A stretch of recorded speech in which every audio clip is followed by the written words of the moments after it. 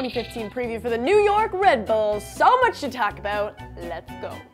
It has been a doozy of an offseason for the Red Bulls. Legend Thierry Henry retires. So I think we should take a second to pay tribute to TT. Show some highlights, guys. Is this the moment? Oh, what a finish!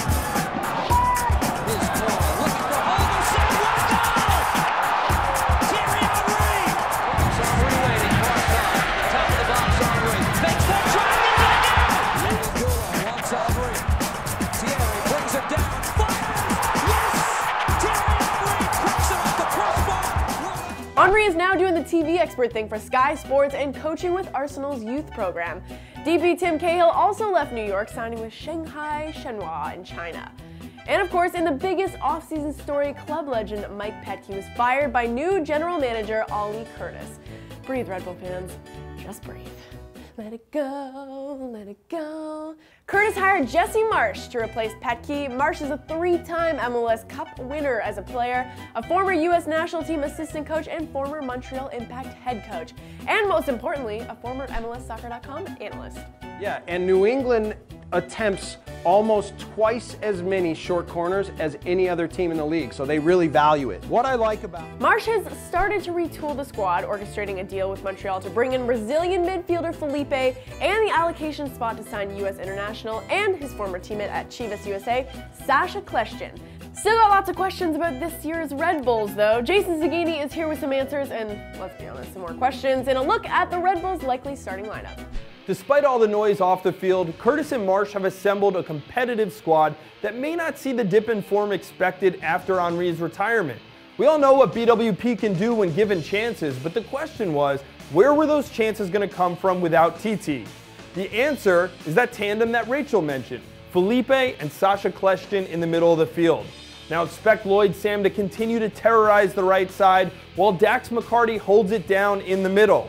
The question is, on the left wing, who's going to start there? It could be former Duke standout Mike Grella, who's had a great preseason. It also could be Sal Zizzo, the former Sporting Kansas City winger. Now remember, their opening game is at Sporting Park, so Zizzo could get the nod early. Now whichever center back pairing they go with is going to be new and they're going to have to gel fast. Ronald Zubar will certainly be one of the starters. The question is, will he pair with Damian Perenelle or potentially former Sounder and Chicago Fire defender John Kennedy Hurtado?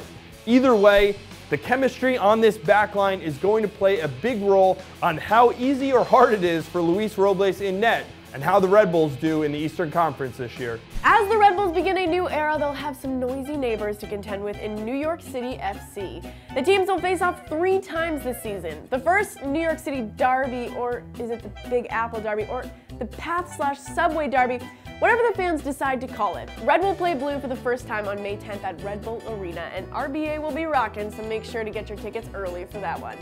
Okay, let's get some experts in here for a little fun with superlatives. The 2015 Red Bulls are most likely to... The New York Red Bulls, most likely to sign a designated player during the summer. They only have one, BWP, some others arriving. They're going to want a piece of the action.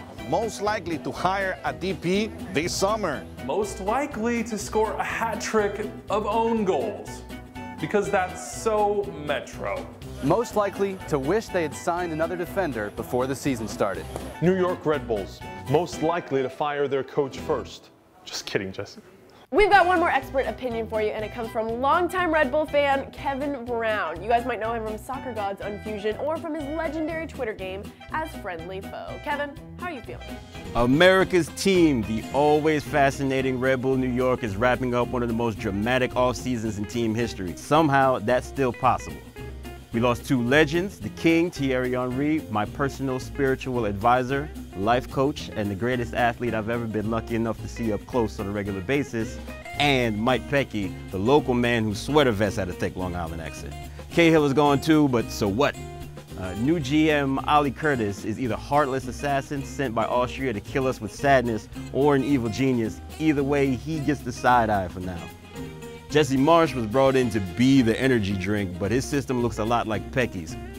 Kljestan and Roy Miller will form the greatest left side of anything in history and guide us to top 3 in the East. Forza Metro.